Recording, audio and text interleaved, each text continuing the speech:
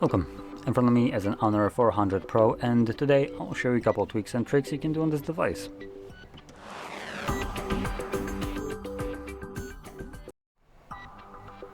So to get started, we're gonna open up our settings application, if I can find it. Oh, there we go. And we can start off by going into the home screen and style, which is a general section where you can customize the look and feel of your device. Now, it includes simple things, for instance, like wallpapers, which I think we actually have like AI generated wallpapers right here if you wanted to use that. Icon style, layout, or maybe not. We have always on display for customization. You have magazine unlock, which is something that you might have enabled yourself, but you probably don't like it. And if you didn't know what that is, it's basically the random wallpapers that cycle through on your lock screen. Every time you press the power button to like wake up your display, you have a different wallpaper. That's what this is. I personally like to have that off, as I just don't like it myself. Next, we have options for fonts, icon packs, and also just general themes, which kind of combine all of that previously mentioned. Additionally, we also have the home screen style right here, so depending on which one you like, either the standard or the drawer mode, where you have applications in a drawer, you can switch it right here. I do like drawers, so that's what I'm gonna select. And just to demonstrate, this is the drawer. So I have all my applications right here with an alphabet I can quickly flip through. And that's basically everything that we have right here, I believe. We also have the layout, so you can choose, increase the amount of icons you have on your home screen. So if you want to have tighter packed applications, more of them, you can choose the 5x6 instead of the 4x6. I'm going to keep it as it is by default. And another thing that is actually pretty nice in here is the swipe down. So we have Honor Search, we have Notification Center, and None. I like the center, as it allows me to now swipe down at any point and get my notifications or toggles, as you can see. So I don't need to reach all the way to the top to do it anymore, which I personally do like. Next, we can go to the display, and here we have the light and dark mode as an option. You can choose whichever one you want. The dark mode will get you actually a better screen on time for battery life when you're using the device. But in general, it's preferential kind of thing, and the increase in battery life won't be anything like super significant. We also have the auto switch, which defines that the device will automatically switch between light to dark mode based on a time of day or on a custom schedule, depending on which one you choose.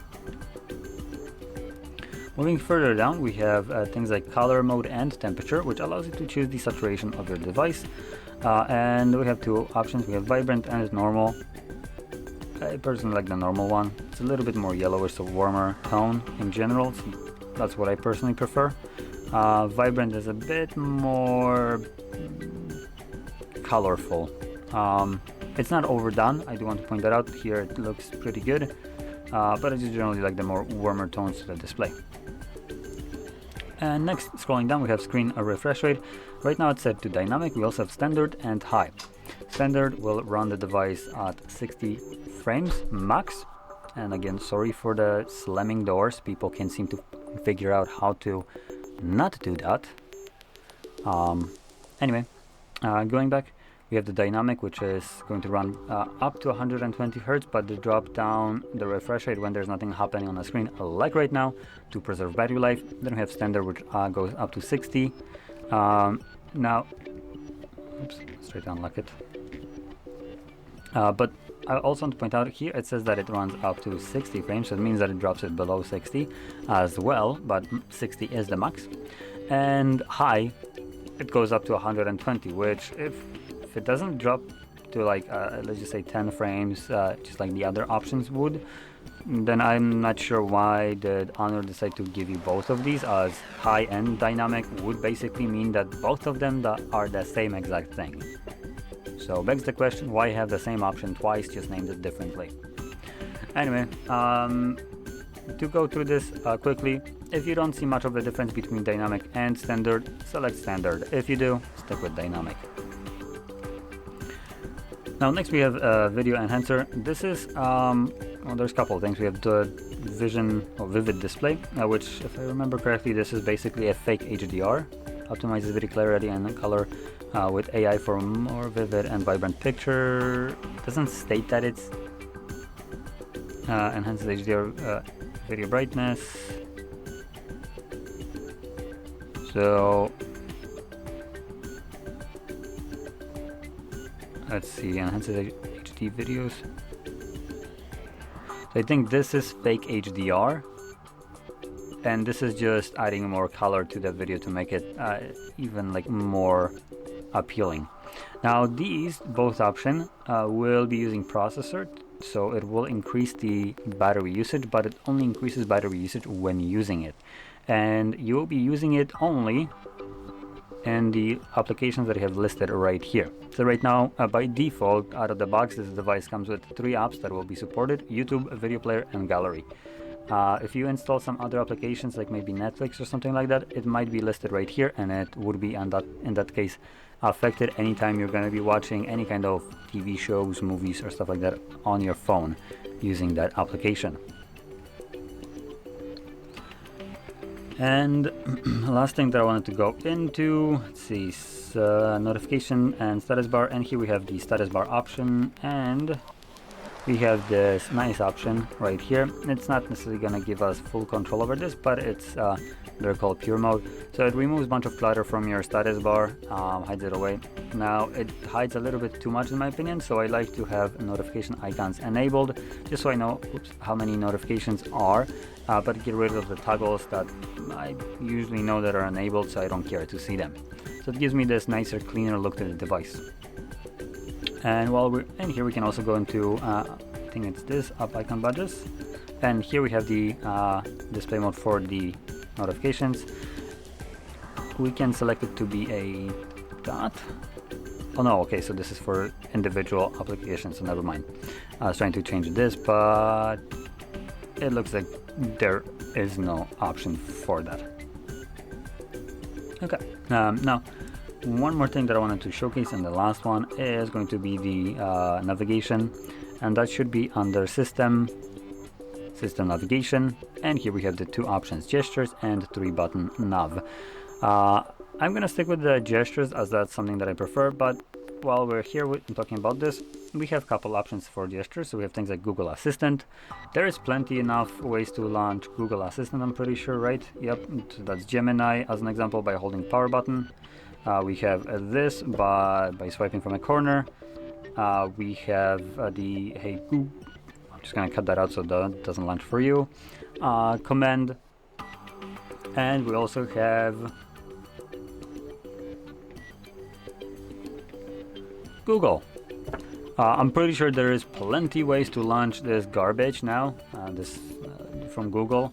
So I personally like to get rid of some of them. For instance, like the swipe from a corner to get the Google Assistant.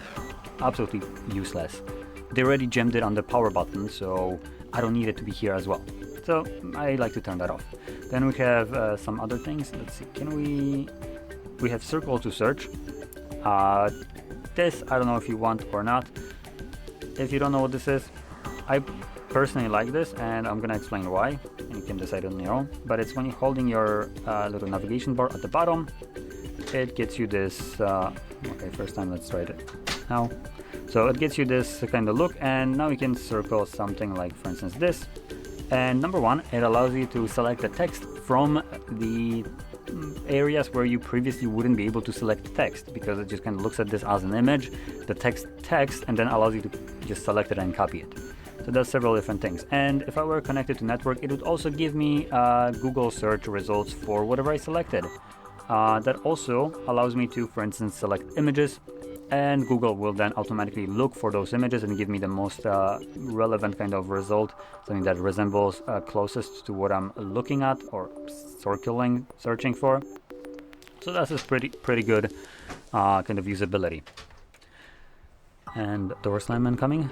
Of course, yes, there we go. Because wouldn't it, Anyway, I'm getting frustrated here. Working with morons isn't easy. The circle to search is a pretty nice option, and I like to have it enabled. Now, there should be also another option to hide this bar. Slide across. No. Double.